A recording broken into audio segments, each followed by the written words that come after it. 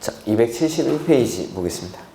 아까 이제 시행자를 받고, 시행자는 이제 크게는 공공부문의 시행자, 민간부문의 시행자로 구분하죠. 그래서 공공부문의 시행자에는 국가지자체, 공공기관, 정부 출연기관, 그 다음에 지방공사, 민간부문에는 토지소유자, 조합, 그 다음에 수도권의 지역으로 이전하는 법인, 이렇게 구분을 합니다. 그 다음에 271페이지의 3번. 지자체 등을 시행자로 지정하는 경우라고 나 있죠. 이렇게. 자, 보면은 도시개발 사업을 전부 환지 방식으로 시행하려고 합니다. 이때는 원칙적으로는 토지 소유자 내지는 조합이 원칙적인 사업의 시행자가 됩니다.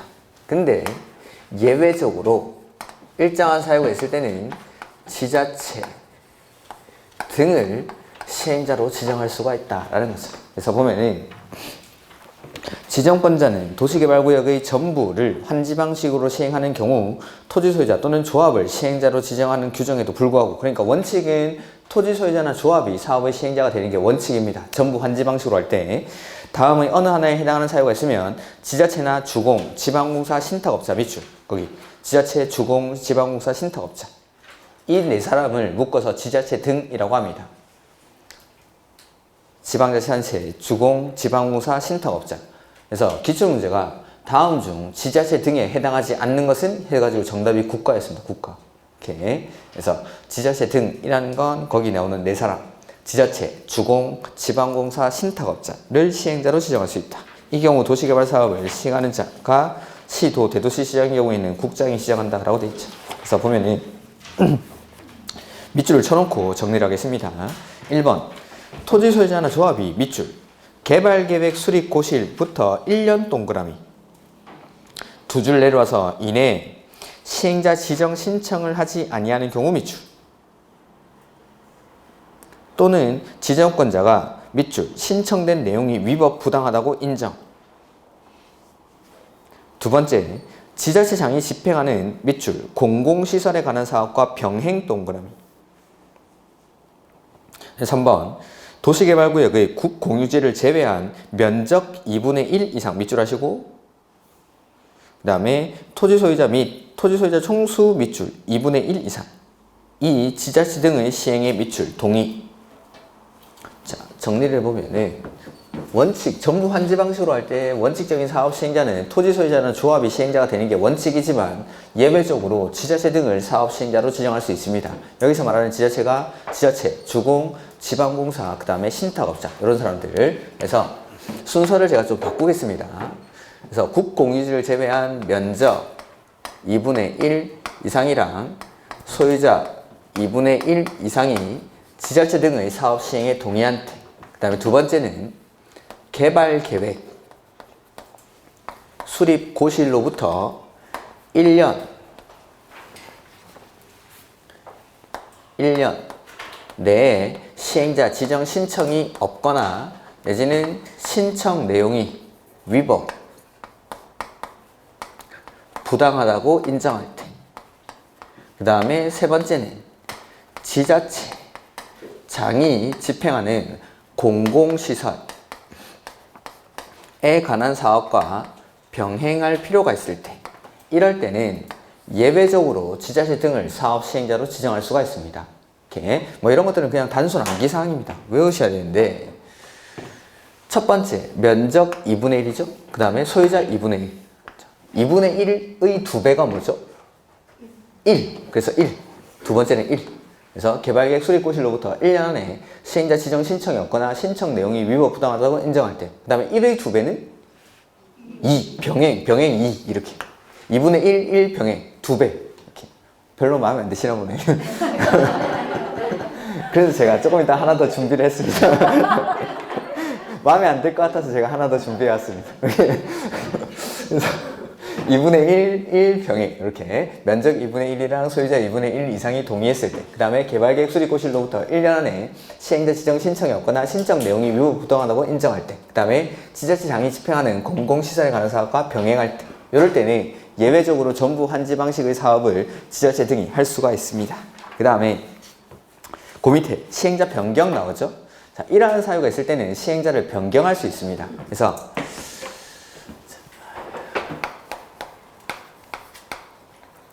시행자 변경 사유. 자, 이것도 체크를 해놓고 보죠. 도시개발 사업에 관한 그 실시계획 인가 그거는 박스 이렇게. 실시계획 인가를 받은 후 2년 동그라미 하시고 사업을 착수하지 아니하는 경우 미추. 그 다음에 이번에 행정처분으로 시행자 지정 밑줄 하시고 실시계획 인가는 또 박스. 취소 동그라미. 그 다음에 3번 시행자의 부도 파산 밑줄. 4번 도시개발구역의 전부를 환지방수로 시행하는 경우 시행자로 지정된 토지소유자 또는 조합이 밑줄 도시개발구역 지정고실로부터 1년 동그라미 두 줄 내려와서 내에 도시개발 사업에 관한 밑줄 그 실시계획 인가는 또 박스 신청하지 아니하는 경우 밑줄. 이렇게 정리해보죠. 우리 박스 친 게 뭐죠? 실시계획 인가. 이걸 중심에 놓겠습니다. 실시계획 인가를 중심에 두고 방금 봤던 것 중에 4번 도시개발구역 지정 고시가 있은 날로부터 1년 안에 실시계획 인가 신청이 없는 경우. 그 다음에 첫 번째 1번에 실시계획 인가 받고 나서 사업의 착수는 얼마죠? 2년. 사업의 착수를 2년 안에 사업의 착수가 없는 경우. 그 다음에 시행자 지정이나 실시계획 인가가 취소된 경우. 그 다음에 네 번째는 사업 시행자의 부도 내지는 파산. 해서 1번 1년, 2번 2년, 3번 취소, 4번 부도 파산. 이렇게. 요건 좀 낫지 않습니까?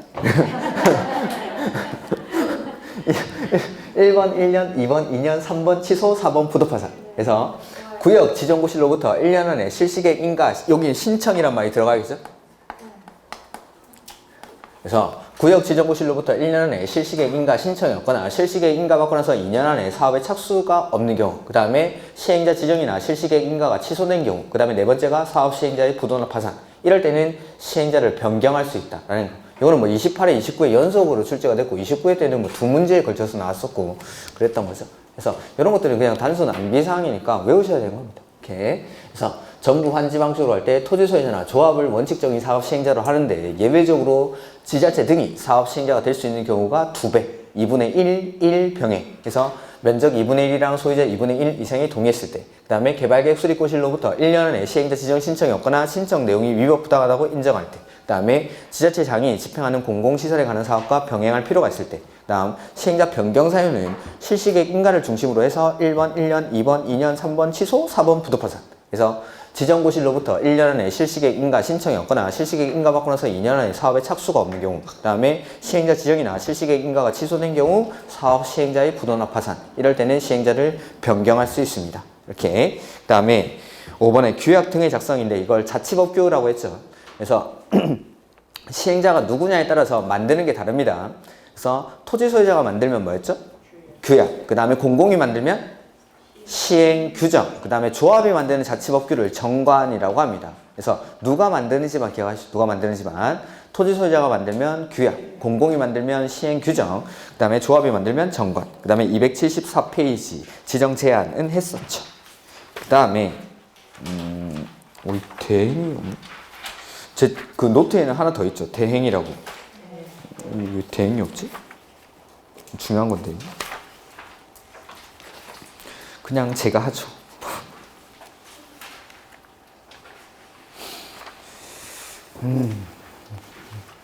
자, 대행이라는 게 있습니다. 대행. 위탁 그런 건 보지 마시고 그냥 뒤에 있나?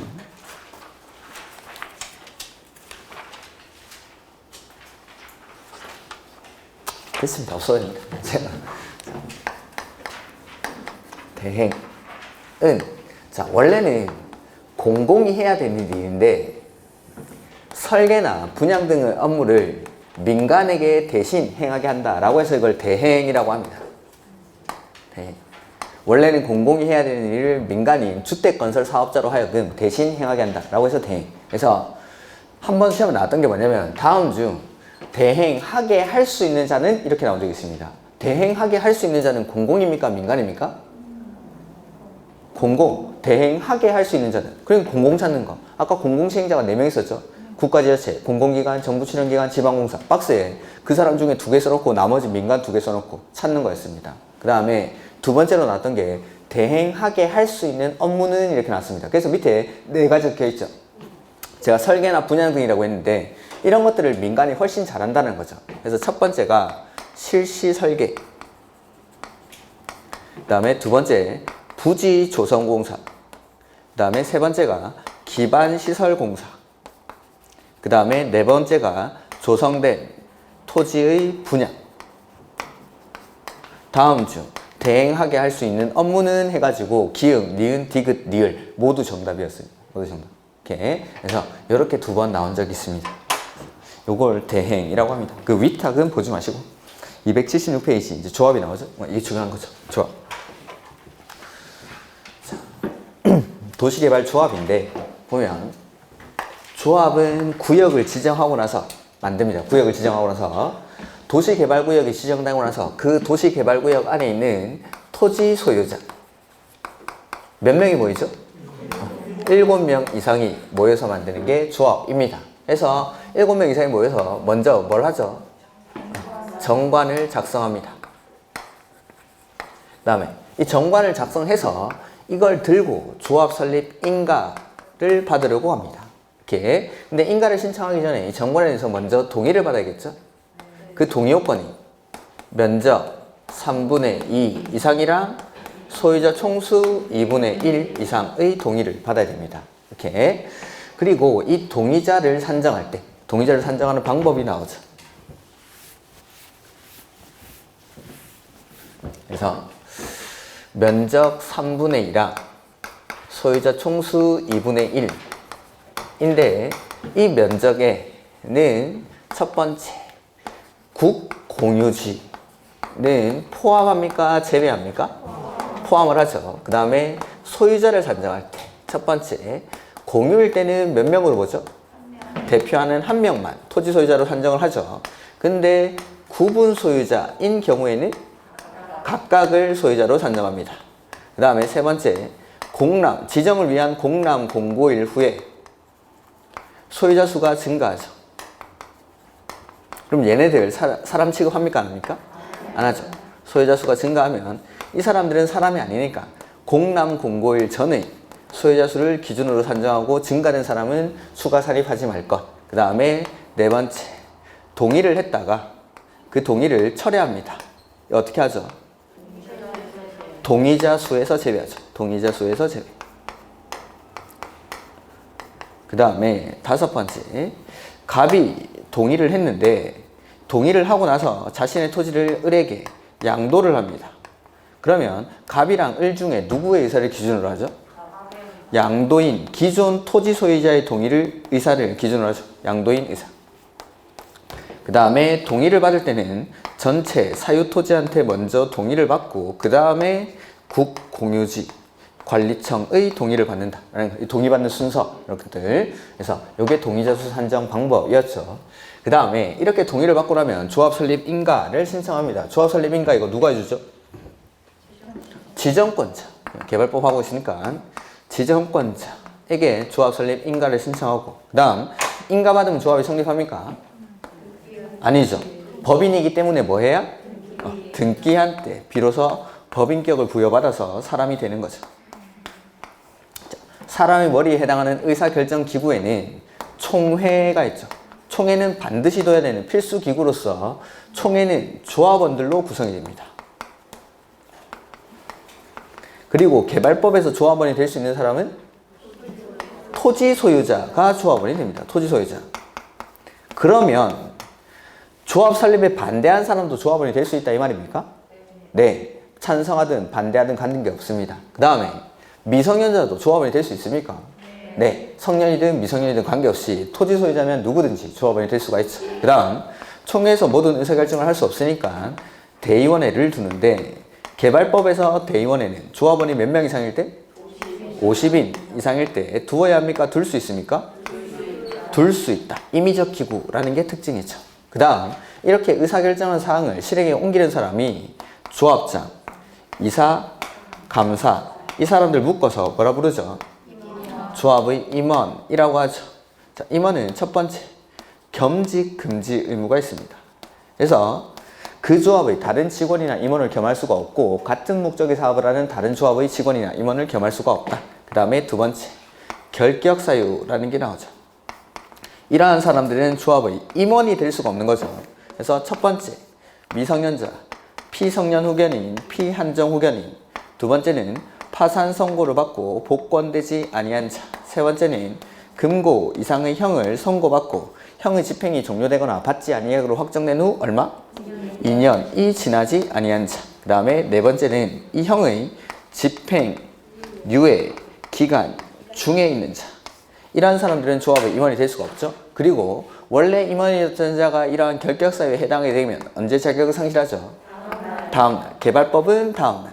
보통은 당연퇴임하지만 이 개발법은 특이하게 다음날 자격을 상실합니다. 이런 것들이 개발법의 조합이죠. 자, 보면은 조합 설립 인가의 절차라고 나오죠.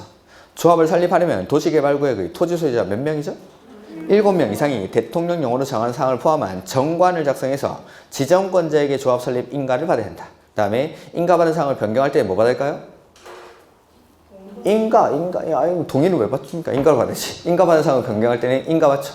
인가. 다만 대통령령으로 정하는 경미한 사항을 변경할 때는 뭐 하죠? 신고 밑줄 하시고 거기 박스 안에 1번 주된 사무소 소재지의 변경. 요거는 시험에 몇 번 나온 적이 있습니다. 이렇게. 그래서 인가받은 사항을 변경할 때는 인가받는데 다만 경미한 사항을 변경할 때는 신고합니다. 그 경미한 사항 중에 첫 번째가 주된 사무소 소재지의 변경.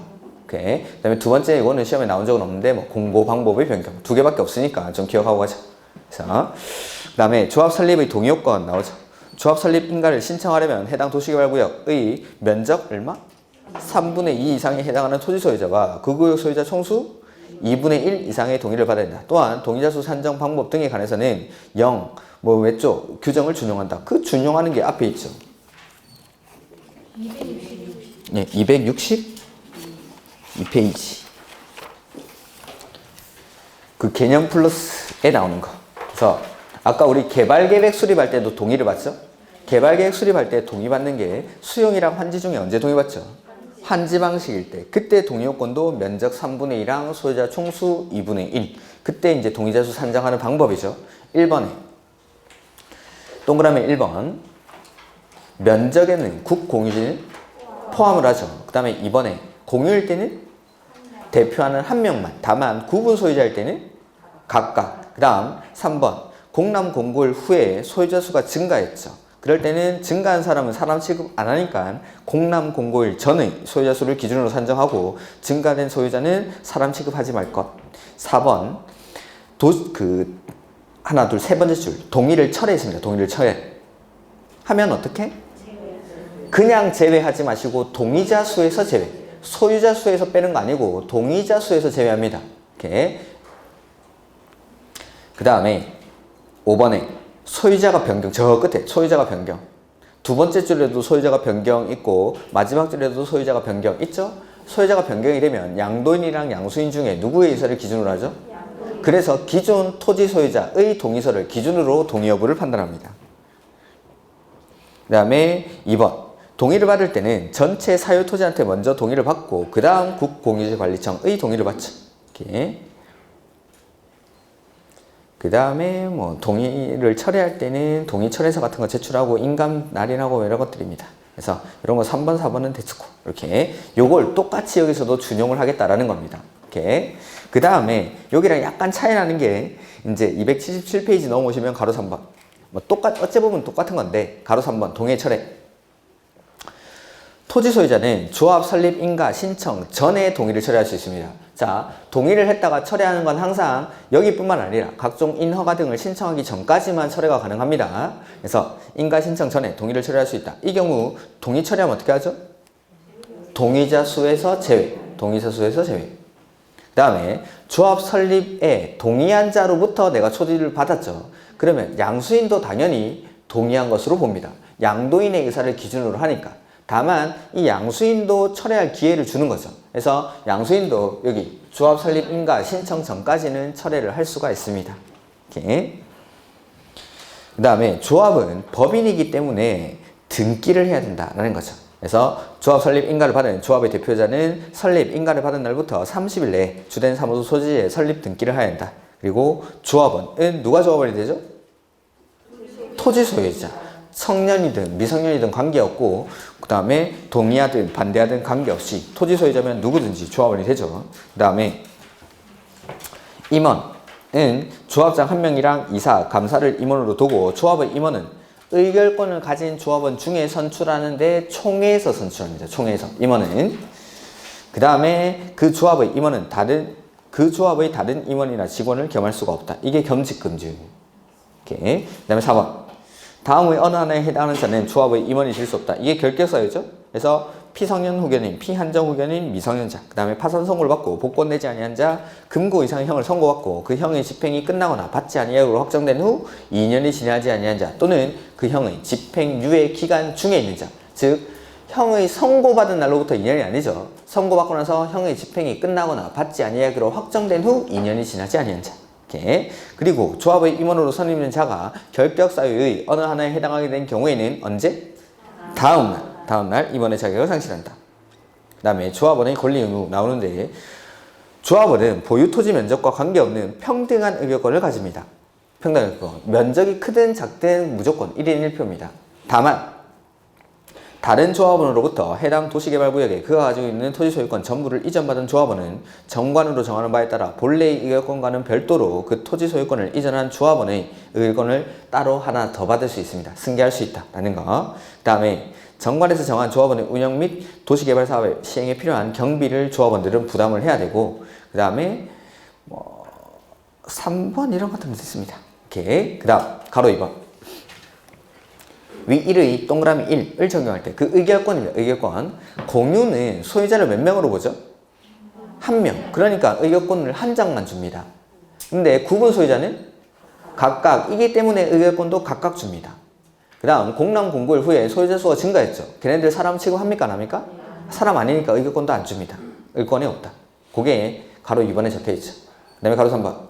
조합은 한지 계획을 작성하거나 그 밖에 사업 시행을 하는 과정에서 조합원이 총회에서 의결하는 사항 등에 대해서 동의하지 아니하거나 소규모 토지 소유자라는 이유로 차별해서는 아니 된다. 이런 당연한 말까지도 법에 써놓죠. 왜냐하면 옛날에는 그걸 했겠죠. 그러니까 총회를 개최하는 거죠. 총회를 개최하니까 뭐 5,000제곱미터, 4,000제곱미터, 3,000제곱미터, 2,000제곱미터, 뭐 5,000, 6,000, 7,000 막 이렇게 막 몇천 단위로 가지고 있는 사람들이 막 모이는 겁니다. 이 사람도 한 표 가지죠. 근데 100제곱미터를 가지고 있는 사람, 이 사람도 의결권 한 장 줍니까? 똑같이 주는 건 똑같이 1인 1표, 면적에 관계없이 평등한 의결권을 가지는 거죠. 그래서 총회를 개최해야죠. 총회를 개최해가지고 막 회의를 하는데 6,000, 7,000, 막 1,000단위로 가지고 있는 사람들이 다 찬성하는 겁니다. 근데 100제곱미터 갑자기 손들고 저는 반대합니다 이런 거죠. 그러니까 이 5,000제곱미터 가지고 있는 사람들이 손 안 내려? 뭐 이런 거 하는 거죠. 이거 하면 안 돼요. 소규모 토지 소유자라는 이유로 차별해서는 안 된다. 이렇게. 그 다음에 조합의 변경. 조합은 법인으로 한다. 그래서 언제 성립하죠? 등기하면 성립하는 거지 인가받으면 성립하는 게 아닙니다. 그 다음에 조합의 설립, 조합의 권리, 의무, 조합의 임의 직무, 총회 의결사항, 대의원의 구성, 조합의 해산 또는 합병 등에 필요한 사항은 대통령령으로 정한다 라고 돼 있고 그 다음에 조합에 관해서는 이 조합은 비영리법인입니다. 비영리법인. 그렇기 때문에 무슨 법을 준용하죠? 민법. 민법 중 사단법인에 관한 규정을 준용합니다. 사람이 모이면 사단법인, 재산이 모이면 재단법인이죠. 그 다음에 조합원들은 경비를 부담을 해야 되고 이거 안 내면 강제징수도 합니다. 그래서 경비를 부과 징수할 수 있고 그 다음에 2번은 됐고 3번에 안 내면 면체료를 부과하죠. 그리고 또 안 내면은 뒤에 강제징수를 할 수 있습니다. 가로 4번. 그래서 조합은 부과금이나 위에 따른 연체료를 체납하는 자가 있으면 대통령령으로 정하는 바에 따라 시장, 군수, 구청장에게 그 징수를 위탁할 수 있다. 강제 징수를 조합인 민간인 조합이 직접 할 수는 없습니다. 그래서 시장, 군수, 구청장에게 위탁을 하죠. 그때 위탁 수수료는 징수, 위탁 수수료는 4%. 네 글자라서 4%라고 했죠? 징수, 위탁, 수수료는 4%. 그 다음에 조합 임원의 직무. 가로 1번, 2번, 3번은 그냥 한번 읽어보시면 되고, 조합장 또는 이사의 자기를 위한 조합과의 계약이나 소송에 관해서는 누가 조합을 대표하죠? 땡큐. 이렇게 조합장이나 이사의 자기를 위한 조합과의 계약이나 소송에 관해서는 자기 계약 쌍방대리를 피하기 위해서 감사가 조합을 대표하게 됩니다. 그 다음에 5번도 겸직금융부죠. 조합 임원은 같은 목적의 사업을 하는 다른 조합의 임원이나 직원을 겸할 수가 없다라는 거. 그 다음에 총회에서는 11번까지를 의결을 합니다. 이렇게. 근데 대의원의 의결권을 가진 조합원의 수가 얼마 이상?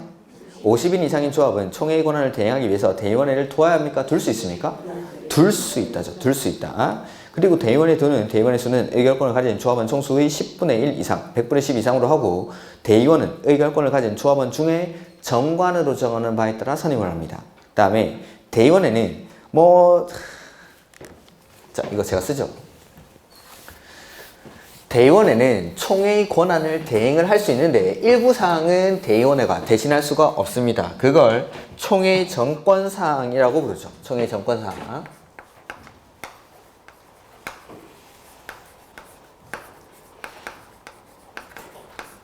그래서 이런 것들은 중요한 내용이기 때문에 반드시 총회에서 결정해야 된다라는 거죠.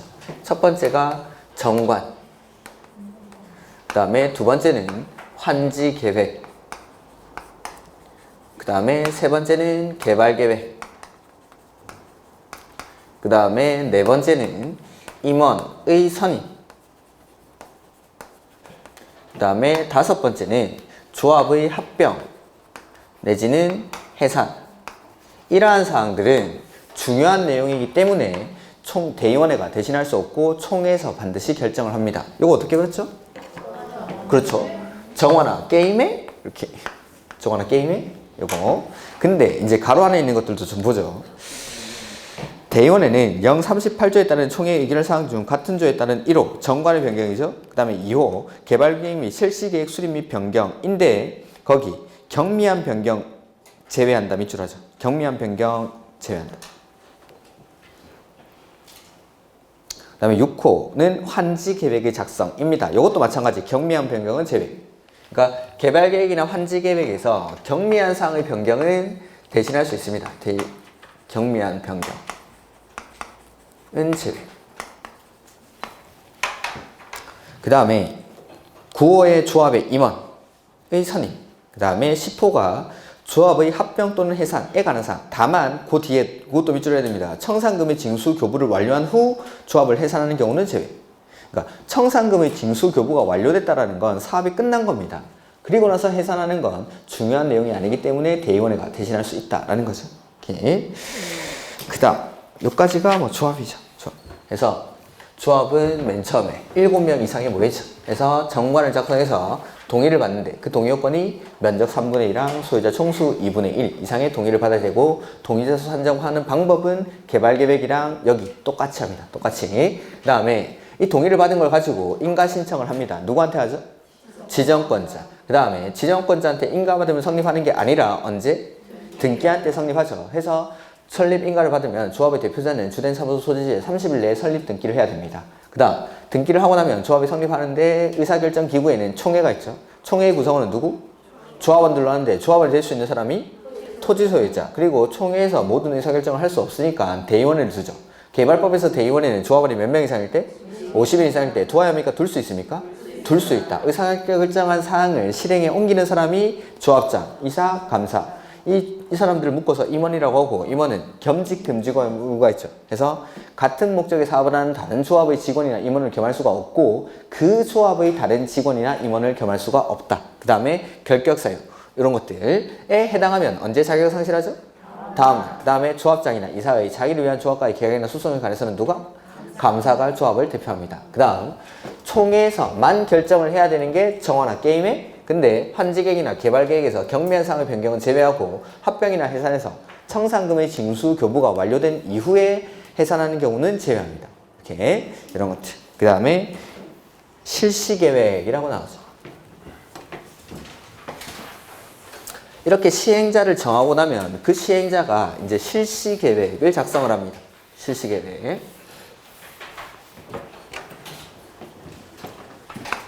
실시 계획을 작성을 해서 이 실시 계획을 인가받고 고시하고 나서 사업을 실시를 하겠죠.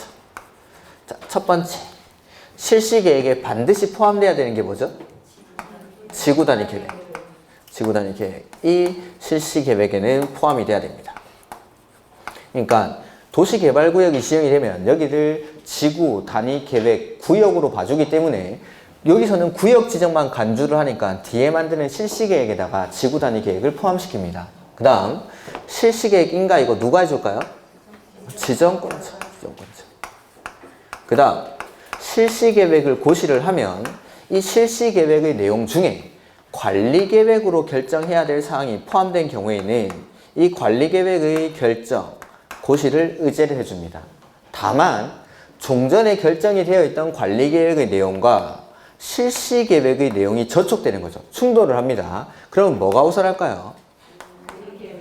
실시 계획의 내용이 우선합니다. 실시 계획 내용이. 그러니까 종전 거는 옛날에 만들어진 거고 실시 계획은 최근에 만들어진 거죠. 최근에 만들어진 걸로 바뀐 걸로 고시된 내용으로 변경된 것으로 본다라는 겁니다. 이게 최근에 만들어진 거니까. 이렇게. 그다음 만약에 시행자가 지정권자입니다. 이런 경우에는 실시 계획 인가를 받을까요? 받지 않을까요? 안 받겠죠. 지가 지한테 받을 필요가 없죠. 그래서 시행자가 지정권자인 경우에는 실시 계획을 직접 작성을 하고 나머지 경우에는 실시 계획을 인가하겠죠. 이럴 때 지정권자가 국장인 경우에는 시, 도, 대도시. 지정권자가 시, 도지사인 경우에는 시장, 군수, 구청장과 협의할까요? 의견 드릴까요? 그렇죠. 밑에 사람한테는 의견 드려야겠죠. 이게 뭐 실시 계획의 내용이에요. 그래서 보면은 1번에 시행자가 실시 계획을 작성하고 이 경우 실시 계획에는 뭐가 포함돼야 되죠? 지구 단위 계획이 포함돼야 된다라는 거. 그 다음에 뭐 가로 1번, 가로 2번 이런 건 됐고 실시 계획 인가. 그래서 시행자는 작성된 실시 계획에 관해서 실시 계획 인가 신청서에 국토교통부 용어로 정하는 서류를 첨부해서 시장, 군수, 구청장을 거쳐 지정권자에게 제출해야 한다. 해서 지정권자한테 인가를 받겠죠. 그 다음에 변경 폐지할 때도 마찬가지 똑같이 한다라는 건데 경미한 사항은 그러하지 아니하다라는 겁니다. 그 다음에 의견 성취. 지정권자가 시행자인 경우에는 실시 계획을 작성할 테고 그 다음에 나머지 경우 실시 계획을 인가할 때 국장은 누구한테? 시, 도, 대도시. 그 다음에 시, 도지사가 지정권자일 때는 시장, 군수, 구청장에게 의견을 들어야 한다. 의견. 이렇게 협의하는 게 아니라 의견 듣자. 이렇게. 그 다음에 실시 계획을 고시하고 공람하고. 그래서 보면은 실시 계획을 작성하거나 인가한 경우에는 대통령 용어로 정하는 바에 따라 이를 관보, 공보에 고시하고 시행자에게 관계서류를 사본을 송부하여야 하며 대도시장의 지정권자는 일반에게 관계서류를 공람시켜야 하고 대도시장이 아닌 지정권자는 해당 도시개발구역을 관할하는 시장, 군수, 구청장에게 관계서류 사본을 보내야 한다. 이 경우 지정권자인 특별자치도지사와 본문 이런 것들은 그냥 보지 마십시오.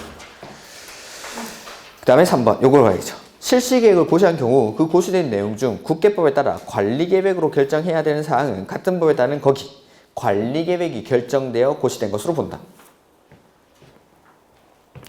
이 경우 종전의 관리 계획으로 결정된 사항 중 고시된 내용의 밑줄 저촉되는 사항은 고시된 내용으로 변경된 것으로 본다. 즉 실시 계획에 들어가 있는 걸 우선시하겠다라는 거죠. 이걸로 바뀐 걸로 봐주니까.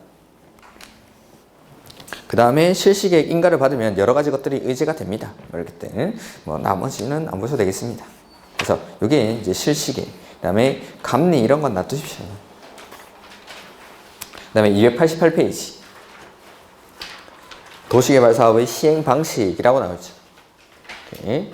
그래서 크게는 수용, 환지로 구분하고 그 다음에 이걸 섞어서 하는 혼용 방식까지 있습니다. 그래서 시행 방식의 분류, 도시개발 사업의 시행자는 도시개발구역의 토지 등을 수용 또는 사용하는 방식이나 환지 방식, 이를 혼용하는 방식으로 시행할 수 있다. 그 다음에 시행 방식의 변경이라고 되어 있는데 지정권자는 도시개발구역 지정 이후 다음의 어느 하나에 해당하는 경우에는 도시개발 사업의 시행 방식을 변경할 수 있다. 해서 차라리 노트 그 23페이지에 보면은 3번에 시행 방식의 변경 나오죠? 자, 시행 방식을 공공시행자, 그 다음에 공공시행자, 그 다음에 조합을 제외한 모든 시행자. 이 모든 시행자에서 조합을 빼는 이유는 조합은 환지 방식으로 사업을 합니다. 환지 방식으로. 그래서 지금까지 시험에 나왔던 건 밑에 음령 처리된 부분 수용 방식으로 바뀔 수 없다까지만 시험에 나왔습니다. 누가 무슨 방식에서 무슨 방식으로 바꾸는지는 아직은 안 나왔습니다. 아직은. 그래서 일단은 기억하셔야 되는 건 사업 시행 방식을 변경할 수 있는데 수용 방식으로 변경하는 건 안 됩니다. 수용 방식으로 해서 공공은 수용해서 환지로 바꾸고 그 다음에 혼용해서 환지로 바꾸고 그 다음에 모든 시행자는 수용 방식에서 혼용하는 방식으로 바꿀 수 있죠. 근데 여기 뒤에 이 칸에 절대 나오면 안 되는 게 뭐죠? 수용 방식이 나오면 안 됩니다. 바꾸고 나서 수용 방식이 되는 경우는 없다는 거. 요것만 기억을 하시면 될 것 같습니다. 그래서 그 289페이지 시행 방식의 결정 나오죠? 3번에. 시행자는 도시개발구역으로 지정하려는 지역에 대해서 다음에서 정하는 바에 따라 도시개발 사업의 시행 방식을 정함을 원칙으로 하되 사업의 용이성, 규모 등을 고려해서 필요하면 국장이 정하는 기준에 따라 도시개발 사업 시행 방식을 정할 수 있다. 해서 이번에 수용 방식 먼저 보죠. 수용 방식. 계획적이고 체계적인 도시개발 등 수용 방식에 꼭 나와야 되는 말이 집단적인 조성화 공급. 이 말이 꼭 나와야 됩니다. 집단적인 조성화 공급. 그 다음에 나머지는 환지 방식이다 라고 생각하시면 됩니다. 그래서 환지 방식 기획 보면은 대지로서의 효용 증진과 공공시설 정비를 위해서 토지의 교환, 분합, 그 밖에 구획 변경, 지목 또는 형질 변경이나 공공시설의 설치 변경이 필요한 경우. 그 다음에 니은 도시개발 사업을 시행하는 지역의 집가가 인근의 다른 지역에 비해서 현저히 높죠. 땅값이 너무 비싼데 이거 수용 방식으로 해버리면 사업 비용이 엄청나게 증가합니다. 그래서 이럴 때는 환지 방식으로 한다라는 거죠. 그리고 혼용 방식은 섞어서 하는 건데 가로 2번에 혼용 방식을 보면은 분할 혼용 방식이랑 미분할 혼용 방식 이렇게 구분합니다. 분할 혼용 방식은 여기는 수용, 여기는 환지 이렇게 구역을 딱딱 나눠서 하는 게 분할 혼용 방식. 미분할은 나누지 않고 필요에 따라서 수용했다가 환지했다 하는 게 미분할 혼용 방식 정도만 기억을 하시면 됩니다. 이렇게. 그 다음에 가로 3번 보면은 사업 시행지구를 분할하여 시행하는 경우에는 각 사업 시행지구에서 부담하여야 하는 기발설 설치 비용 등을 명확히 구분해서 실시계획에 반영해야 한다라는 게 나오죠. 이런 것들은 한번 시험에 나온 적이 있으니까 읽어는 두시고 그 다음에 4번, 5번, 6번 이런 거 보지 마십시오. 거기 순환개발, 뭐 세입자, 근데 도시개발사업 분쟁조정위원회 이런 것들 그냥 나오면 틀리면 됩니다. 그 다음에 292페이지 수용 방식이죠. 자, 수용이랑 환지 중에서 맨 처음 수용 방식입니다. 뭐 수용은 우리가 많이 했죠. 잘하는 겁니다.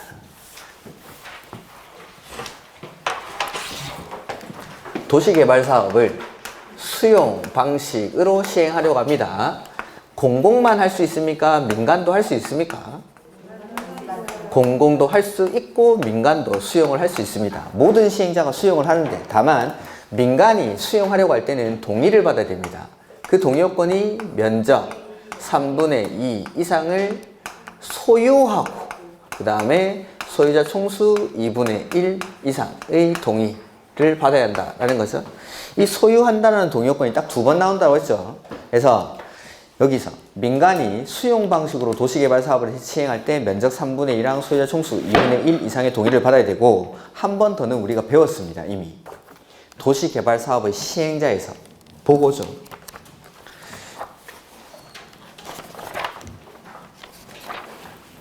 거기 노트의 12페이지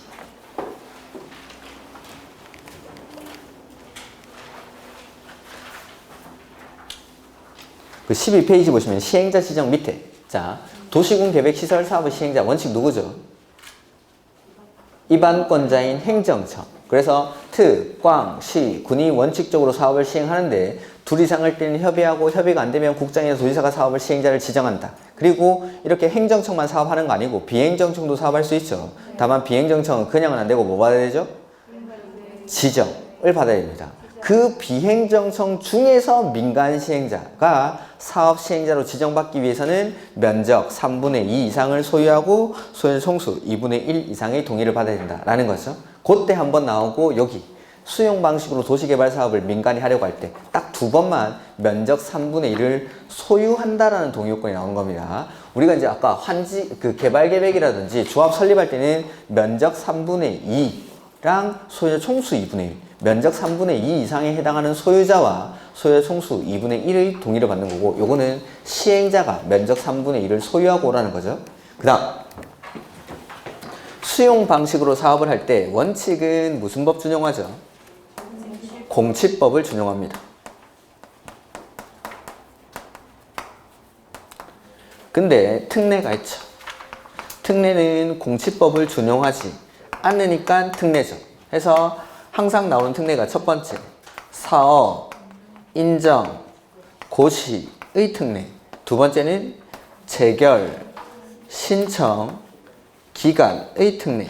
그 다음에 여기는 하나 더 있는데 사전, 현금보상의 특례라는 게 있습니다. 사전, 현금보상의 특례.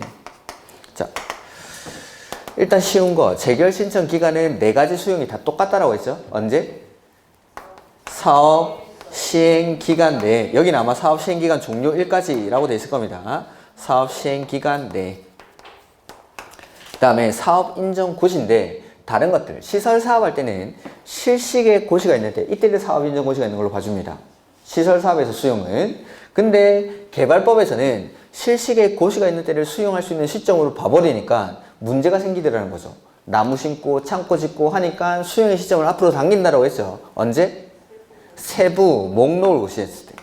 수용 또는 사용의 대상이 되는 토지 등의 세부 목록을 고시했을 때. 이 세부 목록 고시를 언제 하는 거죠? 빡세다 중에 아까 별표 친 거. 수업 끝날 때쯤 나온다고 했죠? 빡세다 중에 그거. 그러니까 원래는 다른데 시설 사업이나 정비 사업에서는 실시계 고시가 있는데 이때를 사업 인정 고시가 있는 걸로 봐줍니다. 근데 이렇게 해버리니까 여기 신도시 만든다는 소문이 쫙 퍼지고 나무 갖다 심고 창고 짓고 하면서 수용 보상금이 늘어나는 거죠. 해서 수용의 시점을 앞으로 당기기 위해서 개발계획 수립을 하면서 수용 또는 사용의 대상이 되는 토지 등의 세부 목록을 고시했을 때 이때를 사업 인정 고시가 있는 걸로 봐줍니다. 그래서 제가 개발계획 수립할 때 이 세부 목록을 고시하고 나서 하늘에 드론을 띄운다고 했죠? 드론 띄고 항공사진 딱 찍어가지고 보상해달라고 하면 요래요래 안 돼요. 이렇게. 그래서 요 수용의 시점을 앞으로 당긴다라고 해서 이게 세부 목록 고시가 특이하니까 이게 시험에 많이 나오죠. 이렇게. 자, 여기까지 책을 한번 보자.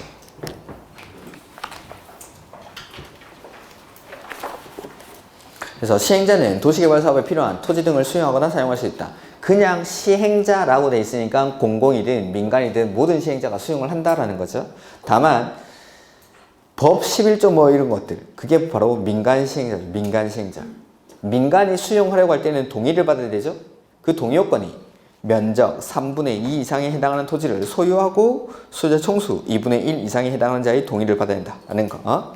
그리고 이 경우 토지 소유자 동의 요건 산정 기준을 거기 밑줄에 넣죠. 도시개발구역 지정고시를 기준. 그리고 그 기준 이후에 시행자가 취득한 토지에 대해서는 동의 요건에 필요한 토지 소유자 총수에 포함을 하고 이를 동의한 자의 수로 산정한다. 시행자가 설마 반대하진 않겠죠. 그 다음에 수용할 때 원칙 무슨 법 준용하죠? 공치법을 준용하는데 특례 가로 1번에 사업 인정은 언제? 세부 목록을 고시했을 때. 세부 목록을 고시. 그 다음에 재결 신청 기간은 사업 시행 기간 종료일까지. 어쨌든 사업 시행 기간 안에. 그 다음 사전 현금 보상의 예외로 나오는 게 지금 보시는 토지 상환 채권입니다. 토지 상환 채권. 그래서 한번 해보면 토지 상환 채권은 공공만 발행합니까? 민간도 발행할 수 있습니까? 모든 시행자, 공공이든 민간이든 다 발행합니다. 공공이든 민간이든 모든 시행자가 자, 갑의 저 푸른 초원을 수용을 하는 거죠. 1억 원어치 수용을 해보겠습니다. 이때 공치법에서는 이 수용 보상금을 원칙은 사전에 현금으로 보상하다 이 말이죠. 근데 예외적으로 이 사전 현금 보상의 예외로 토지로 상환하는 채권이라고 해서 이걸 토지 상환 채권이라고 합니다. 공사가 완료되고 나면 도시개발사업으로 조성된 토지로 상환을 하겠다라는 거죠. 자, 그리고 원칙은 현금 줘야 되는데 예외적으로 발행하는 채권이니까 소유자가 뭐 할 때 발행할까요? 원할 때. 항상 예외적으로 발행하는 채권은 소유자가 원할 때. 그 다음에 이런 시행자가 토지 상환 채권을 발행하려고 할 때는 승인받아야 됩니다. 누구한테 받을까요? 지정권자의 승인을 받습니다. 발행 계획을 작성해서 지정권자의 승인을 받아야 되고, 민간은 믿을 수가 없죠? 그래서 뭐 받았을 때? 지급 보증을 받은 경우에만 채권을 발행할 수 있습니다. 그 다음 수용보상금의 토지상환 채권은 수용보상금 전부에 대해서 발행합니까? 일부에 대해서 발행합니까? 일부. 전부는 안 되죠. 토지를 1억 원어치 수용을 해서 토지를 1억 원어치 줘버리면 이건 환지가 돼버립니다. 그러니까 수용보상금 전부에 대해서는 안 되고 일부에 대해서만. 그 다음에 토지상환 채권의 발행 규모는 도시개발 사업으로 조성되는 분양 토지, 분양 건축물 면적의 얼마를 초과할 수 없죠. 2분의 10%는 어디서 배웠습니까? 2분의 1을 초과하지 아니하는 범위 안에서 채권을 발행할 수 있다. 이렇게 발행 규모는 분양 토지, 분양 건축물 면적의 2분의 1을 초과하지 않는 범위 안에서. 다음, 만기가 도래하면 이 채권 소지자는 발행자에게 지급 제시를 합니다. 그러면 발행자는 토지로 상환하는 채권이니까 뭐 주면 되죠? 토지 주면 되죠. 토지로 상환하겠다라고 하면 토지 주면 되죠. 근데 예외적으로 건물로 줄 수도 있습니다. 토지나 건물로 상환하는 채권. 이렇게. 그 다음, 이렇게 상환자 들어가는 것들은 무슨 증권이라고 했죠? 김영식 증권. 채권에 이름이 쓰여 있습니다. 그래서 이 김영식 증권을 이전하려고 할 때 얘는 채권 원부에 취득자의 성명과 주소를 기재해 줄 것을 요청을 해야 되고, 제3자 및 발행자에게 대항하기 위해서는 채권에 취득자의 성명과 주소가 기재되지 아니하면 발행자 및 제3자에게 대항할 수 없다. 이게 토지 상환 채권이죠. 토지 상환 채권. 자, 보죠. 시행자의 발행해서 시행자는 1라고 되어 있으니까 공공이든 민간이든 다 발행할 수 있는 겁니다. 공공이든 민간이든. 토지 소유자가 뭐 하면? 원하면. 원칙은 현금 줘야 되는데 예외적으로 발행한 채권이니까 소유자가 원할 때 매수 대금이 전부입니까? 일부입니까? 일부를 지급하기 위해서 대통령령으로 정하는 바에 따라 사업 시행으로 조성된 토지로 상환하는 채권이니까 뭐 주죠? 토지 주는데 뭐까지? 건축물로 상환할 수 있는 채권. 그걸 토지 상환 채권을 발행할 수 있다. 다음, 토지 상환 채권의 발행 규모는 그 토지 상환 채권으로 상환할 토지 건축물이 해당 도시개발사업으로 조성되는 분양 토지, 분양 건축물 면적의 얼마? 2분의 1을 초과하지 아니하도록 하여야 한다. 지금 가로 1번에 있는 거 있죠? 제가 강조드린 거 다 바꿔내는 겁니다. 문제. 아주 좋은 문장이라기보다는 뭐 시험 문제 덩어리죠. 그 다음에 민간 시행자는 못 믿으니까 뭐 받아야 되죠? 지급 보증을 받은 경우에만 이를 발행할 수 있다. 그 다음에 발행 계획을 작성해서 누구한테 승인받습니까? 지정권자의 승인. 시행자는 지정권, 토지상환채권을 발행하려면 토지상환채권 발행 계획을 작성해서 지정권자의 승인을 받아야 된다. 그 다음에 발행 방법. 토지상환채권 이율 동그라미 이율. 이율은 누가 정하죠? 발행자가. 그 다음에 상환자 들어가는 건 무슨 증권이죠? 김영식 증권이기 때문에 토지상환채권 그 동그라미 1번, 동그라미 2번 이런 것들을 보지 마십시오. 그냥. 뒤에 동그라미 1번, 동그라미 2번 이건 됐고, 토지상환채권의 이전 보죠. 토지상환채권을 이전하는 경우에는 취득자의 성명과 주소를 어디에다가? 원부에 기재해 줄 것을 요청. 이전하려고 할 때는 취득자의 성명과 주소를 원부에, 박스 안에 보고 있죠? 박스 안에. 그 다음에 취득자의 성명과 주소가 채권에 기재되지 아니하면 발행자 및 제3자에게 대항할 수 없다. 그래서 이전하려고 할 때는 원부에다가 취득자의 성명과 주소를 기재해 줄 것을 요청해야 되고, 채권에 취득자의 성명과 주소가 기재되지 아니하면 발행자 및 제3자에게 대항할 수 없다. 이렇게.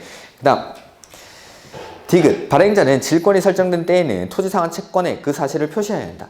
그 지금 이 채권은 질권의 목적으로 할 수 있다, 할 수 없다. 요것만 문제 출제를 했었습니다. 지금까지는. 그래서 채권도 질권의 목적이 됩니다. 우리는 아무래도 공인중개사 시험이다 보니까 민법에서도 질권을 배우진 않는데 채권도 질권의 목적으로 할 수가 있습니다. 그걸 채권 질권이라고 합니다. 이렇게. 그래서 질권이 설정된 토지에 대해서는 채권에다가 그 사실을 표시를 해야 되고, 그 다음에 채권의 소유자에게 대한 통지 또는 채권은 토지상한 채권 원부에 기재된 주소로, 이건 됐습니다. 그 다음에 그 채권의 질권을 설정한 경우에도 원부에다가 그 채권자의 성명과 주소를 기재를 해야 됩니다. 질권이 설정됐다는 사실을 원부에 표시를 합니다. 그 다음에 뭐 이주대책 이런 것들 한번 읽어보시면 됩니다. 시행자는 공치법으로 정하는 바에 따라 도시개발사업 시행에 필요한 토지 등을 제공함으로써 생활의 근거를 상실한 자에게는 이주대책 등을 수립 시행하여야 한다. 그 다음에 선수금. 선수금이 뭐죠? 돈 미리 받는 겁니다. 돈 미리. 그냥 받을 수는 없겠죠. 그래서 지정권자의 승인을 받아야 됩니다. 이렇게. 그래서 시행자는 조성된 토지 등과 도시개발사업으로 조성되지 아니한 상태의 토지, 원형지를 공급받거나 이용하려는 자로부터 대통령령으로 정하는 바에 따라 해당 대금의 전부 또는 일부를 미리 받을 수 있다라고 되어 있죠. 그리고 미리 받을 때는 누구한테 승인받죠? 지정권자. 그 다음에 뭐 3번 이런 거 됐고, 뭐야, 이거밖에 안 써놨나?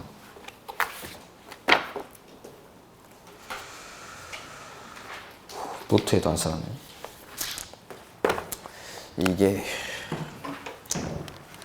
선수금을 받을 때는 지정권자의 승인을 받아야 되는데 이게 공공시행자랑 민간시행자가 선수금을 받기 위한 요건이 좀 다릅니다. 그래서 공공시행자의 경우에는 개발계획 수립 고시 후 어디 나와 있습니까? 네.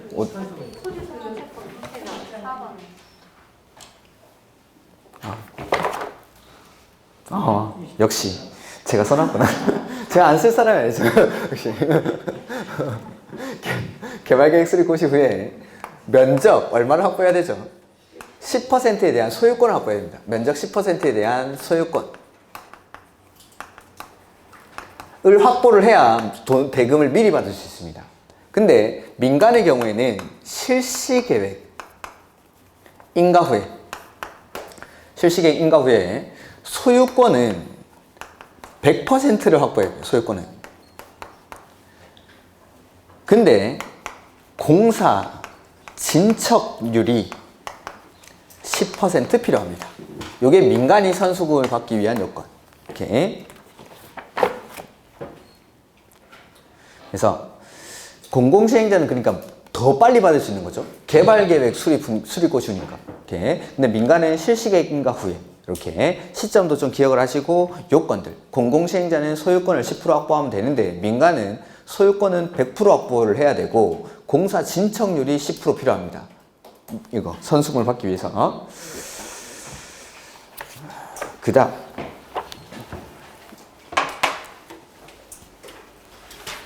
이제 원형지죠. 원형지. 우리 책도 원형지입니까? 응.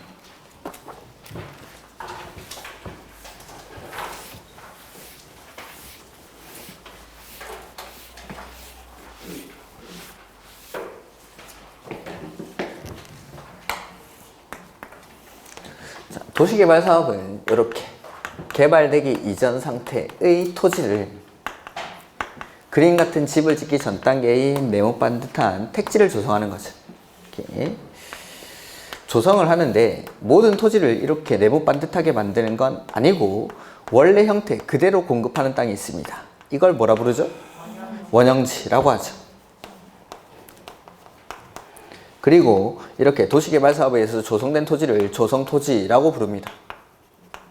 근데 이 원형지는 너무 많이 공급하면 안 되니까 전체 도시개발구역 면적의 얼마? 3분의 1 이내에서만 공급을 할 수가 있지. 자, 원형지를 공급하려고 할 때는 3명의 관계를 보셔야 되는데 중간에 시행자가 있습니다. 이 시행자가 원형지를 공급하려고 할 때는 지정권자로부터 승인을 받아야 됩니다.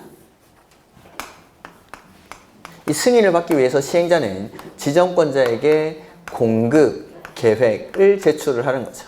이렇게. 그 다음에 공급 계획을 보고 승인을 내주는데 지정권자는 승인을 내어줄 때 승인에 조건을 붙여서 승인할 수가 있죠. 자, 이제 승인 받았죠. 그러면 이 시행자는 원형지 개발자, 원형지를 받아서 공사를 할 사람들과 공급 계약을 체결합니다. 공급 계약을. 이 계약을 체결하고 나면 원형지 개발자로부터 세부 계획을 제출받아서 이 세부 계획의 내용을 실시 계획에 반영해 줍니다. 실시 계획에. 이게 이제 원형지 공급의 절차입니다. 그리고 원형지는 아무나 줍니까? 안 줍니까? 안 주죠. 가격이 싸기 때문에, 조성 토지에 비해서 가격이 싸기 때문에 아무나 받을 수 없고 법에서 딱 정해진 사람들만 받을 수 있습니다. 국가지자체, 공공기관, 지방공사, 그 다음에 국가지자체나 공공기관이 시행한 공모에서 선정된 자, 그 다음에 학교나 공장 부지로 직접 이용하는 자, 이런 사람들만 원형지 개발자가 될 수 있다라는 거죠. 이렇게. 자, 보면은 295페이지 맨 밑에 시행자는 도시를 자연친화적으로 개발하거나 복합적 입체적으로 개발하기 위해서 필요한 경우에는 대통령령으로 정하는 절차에 따라 미리 지정권자의 뭘 받아서? 승인을 받아 다음에 어느 내용에 해당하는 자에게 원형지를 공급하여 개발하게 할 수 있다. 이 경우 공급될 수 있는 원형지 면적은 도시개발구역 전체 토지 면적의 3분의 1 이내로 한정한다 라고 되어 있죠. 그래서 원형지는 아무나 받을 수 없고 딱 거기 있는 사람들만 받을 수 있습니다. 국가지자체, 공공기관, 지방공사, 그 다음에 공모에서 선정된 자, 그 다음에 학교나 공장 부지로 직접 이용하는 자, 이런 사람들이 원형지 개발자가 될 수 있는 사람들. 그 다음에 공급계획의 작성인데 이게 이제 공급의 절차입니다. 지금부터 나오는 게 보면은 시행자는 원형지를 공급하기 위해서 지정권자에게 승인 신청을 할 때에는 원형지의 무슨 계획을 작성하죠? 공급계획. 시행자가 작성하는 계획이 공급계획. 을 작성해서 함께 제출해야 한다. 그 다음에 작성된 공급계획을 변경하는 경우에도 또한 같다. 그 다음에 원형지 공급계획에는 이런 것들을 한번 읽어 두십시오. 이번 지문은 원형지 공급계획에는 원형지 개발자에 관한 사항과 원형지 공급 내용 등이 포함되어야 한다. 그 다음 3번 시행자는 원형지로 공급될 대상 토지 및 개발 방향에 따른 개발 방향과 승인 내용 및 공급계획에 따라 원형지 개발자에게 공급계약을 체결한 후 원형지 개발자로부터 무슨 계획을 제출했죠? 세부 계획을 제출받아 이를 어디에 반영해 줍니까? 실시 계획에 반영. 여기 있죠. 실시 계획은 요 계획에 반영해 줍니다. 이렇게. 그다음에 지정권자는 뭐 이에 따라 승인을 할 때 용적률 등 개발 밀도, 토지 용도별 면적의 배치, 교통 처리 계획 및 기반시설 설치 등에 관해서 조건을 붙여서 승인할 수 있습니까? 네, 여기 조건을 붙여서 승인을 할 수 있다라는 거죠. 이렇게. 그다음에 매각 제한. 가격이 싼 땅을 법에서 딱 정해진 사람들한테만 줬죠. 근데 이걸 홀랑 팔아버리면 안 되니까 일정 기간 동안 매각 제한을 받습니다. 그래서 원형지 개발자. 근데 가로 안에 누구는 팔아도 되죠? 국가나 지자체는 제외하죠. 국가나 지자체는 제외. 국가 지자체를 제외한 원형지 개발자는 10년의 범위에서 대통령령으로 정하는 기간 안에는 원형지를 매각할 수 없다. 다만 이주형 주택이나 공공문화시설 등 대통령령으로 정하는 경우로서 미리 지정권자의 승인을 받은 경우에는 예외를 한다. 그러니까 예외적으로 팔 수 있는 경우도 있긴 있습니다. 이건 아직 시험에는 안 나왔는데 원형지 개발자가 직접 하기 힘든 사업입니다. 이런 것들은 미리 승인을 받아서 팔 수가 있습니다. 그 다음에 매각 제한 기간이 뒤에 나오겠죠? 저쪽에 거기 298페이지 298페이지에 그 3번 위에 있는 작은 글씨 3번 요게 매각 제한 기간입니다. 그래서 대통령령으로 정하는 기간이란 다음의 기간 중 거기 먼저 끝나는 기간 있죠. 먼저 끝나는 기간 해서 공사 완료 공고일로부터 얼마죠? 5년. 계약 체결일로부터 공사 완료가 뒤에 될 테니까. 그래서 공사 완료 공고일로부터 5년, 계약 체결일로부터 10년 중에 언제? 먼저 뭐 어쨌든 맞추십시오. 먼저 끝나는 기간까지. 아무튼 괜찮습니다. 그 다음에 다시 넘어오셔가지고 296페이지. 자, 지정권자는 이 승인을 취소할 수 있습니다.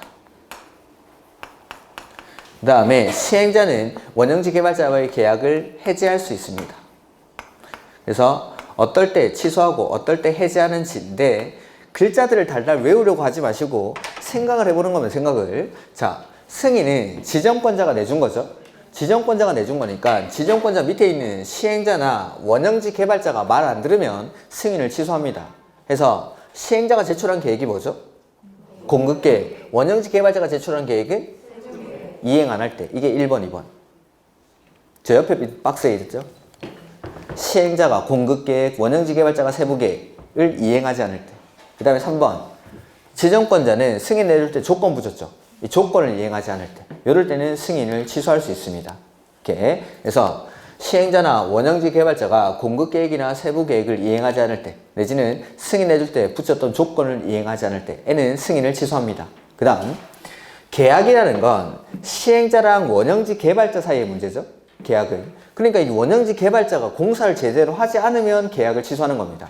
계약을 해지하는 거죠. 자, 첫 번째, 원형지 개발자가 사업에 착수 안 합니다. 1번. 두 번째는 착수는 했는데 사업을 지연시킵니다. 질질 끌죠. 이게 2번. 세 번째, 원형지 받아가지고 제3자한테 홀랑 팔아버립니다. 이게 3번. 네 번째는 계약의 내용을 위반했습니다. 이게 4번. 그러니까 이야기처럼 기억을 하시면 막 글자를 달려 외울 필요가 없는 겁니다. 그래서 승인을 취소하는 경우는 시행자나 원형지 개발자가 자기가 제출한 계획을 이행하지 않을 때, 그 다음에 조건 붙였는데 이걸 이행하지 않을 때, 그 다음에 계약을 해지하는 경우는 원형지 개발자가 잘못할 때, 사업에 착수 안 하고 사업을 지연시키고 원형지 홀랑 팔아버리고 계약 내용 위반하고 이럴 때는 계약을 해지할 수 있다라는 거. 이렇게. 그 다음에 뭐 선정 기준 이런 것들은 일단 됐고, 그 다음에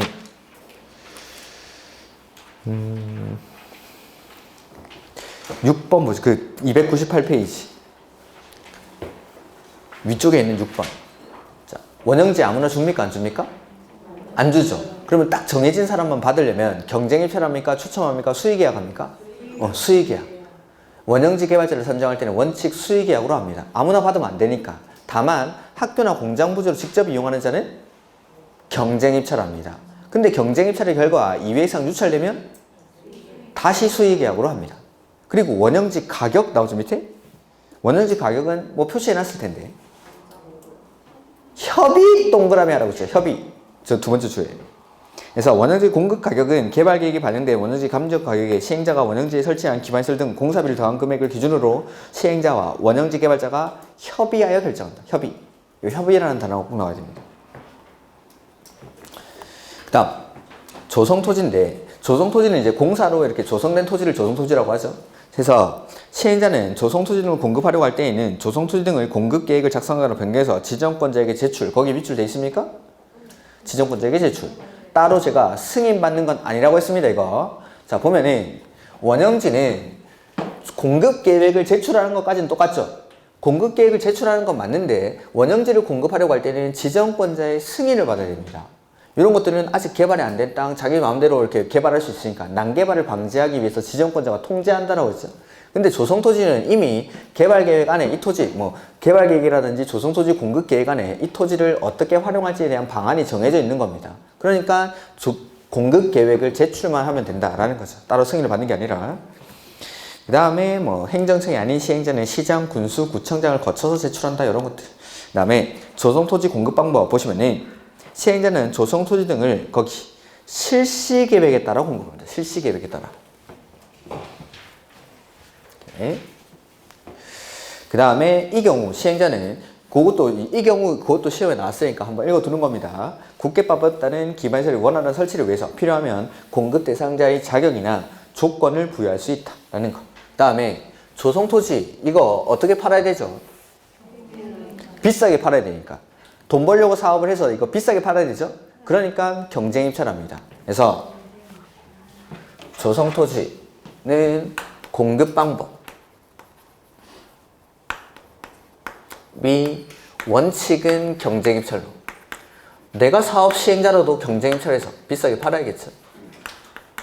그러니까 원칙은 외우는 게 아니라 원형지는 아무나 받으면 안 되니까 수의계약으로, 경쟁입찰은 비싸게 팔아야 되니까 조성토지는 비싸게 팔아야 되니까 경쟁입찰로. 근데 우리가 외워야 되는 건 예외적으로 추첨으로 공급할 수 있는 경우랑 수의계약으로 공급할 수 있는 경우 중에 뭐였죠? 추첨하는 걸 외웁니다. 추첨하는 거. 그래서 가로 3번에 위 이의 규정에도 불구하고 다음의 1인 내지 3의 어느 하나에 해당하는 토지는 추첨의 방법으로 분양할 수 있다 라고 되어 있죠. 이렇게. 그래서 1번은 국민주택 규모 이하의 주택 건설 용지, 두 번째는 공공택지, 세 번째는 330제곱미터 이하의 단독주택용지, 그 다음에 네 번째는 공장용지, 이런 것들은 추첨합니다. 해서 요거 규공, 단공 이렇게 했죠. 이렇게. 그 국토교통부령으로 정하는 면적 이하, 그게 단독 330제곱미터입니다. 330제곱미터 이하의 단독주택용지. 그 다음에 다시 박스 위로 올라가 보면은 다만 법 11조 1항 1호에서 4호, 그게 뭐냐면 공공시행자입니다. 공공시행자. 하나, 두 번째 줄, 다만 뒤에. 그래서 공공시행자가 1의 토지가 국민주택 규모 이하의 주택, 건설용지죠? 이걸 임대주택 용지로 공급하려고 할 때에는 반드시 추첨의 방법으로 분양 밑줄 하여야 한다. 이거는 혹시 몰라서 하는, 혹시 몰라서. 그래서 공공시행자가 국민주택 규모 이하의 주택 건설 용지를 요거 임대주택 건설 용지로 공급할 때는 추첨의 방법으로 분양하여야 한다. 그 다음에 제 노트에 보면은 추첨으로 하는 경우가 하나 더 써져 있죠. 자, 원래는 이걸 수의계약으로 공급을 해야 되는 토지입니다. 수의계약으로 공급을 해야 되는 토지인데 이 공급 신청량이 공급량을 초과해 버리는 거죠. 자, 원래는 수의계약으로 받아야 된다라는 건 수의계약으로 줄 만한 이유가 있었겠죠. 공공이라든지 공적 목적이라든지 이런 이유가 있기 때문에 수의계약으로 공급을 하려고 했는데 이 신청량이 계획된 공급량을 초과해 버리는 거죠. 그럼 이 사람들끼리 경쟁시킬 수는 없겠죠. 그래서 이럴 때는 추첨합니다. 이렇게. 그래서 수의계약 공급 신청량이 계획된 공급량을 초과했을 때, 이럴 때. 그 다음에 나머지 뭐 공적 목적인 것들은 수의계약으로 하는데, 수의계약에서 따로 제가 말씀드렸던 게 거기 5번에 토지상환채권.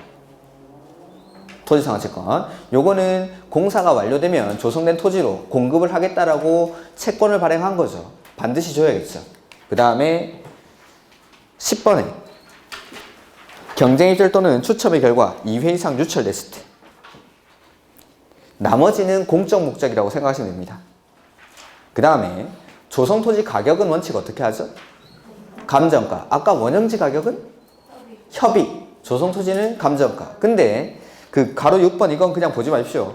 가로 6번 보지 마시고 예외적으로 공적인 것들은 감정가 이하로 공급할 수 있습니다. 학교, 폐기물 처리시설 등등등 이런 공적인 것들은 감정가 이하로 공급할 수 있다. 그리고 하나 체크해드렸던 게 301페이지 박스 안에 2번 체크되어 있습니까? 네. 사회복지시설 중에 유료시설은 제외합니다. 유료시설은. 요건 빼고. 이렇게. 요까지가 수용. 그 다음에 뭐 다음 주에는 환지 방식부터 해서 아마도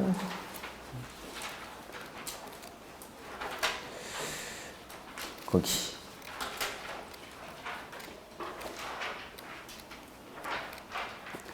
조합 정도까지 봐주시면 될 것 같은데,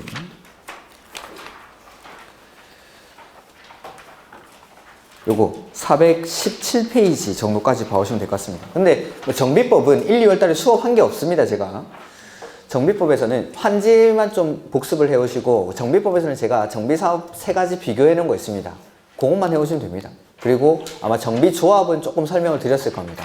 그 정도만. 그래서 나머지 정비법 내용들도 다음 주에 보도록 하겠습니다. 오늘 수고 많으셨고 다음 주에 뵙도록 하겠습니다. 수고하셨습니다.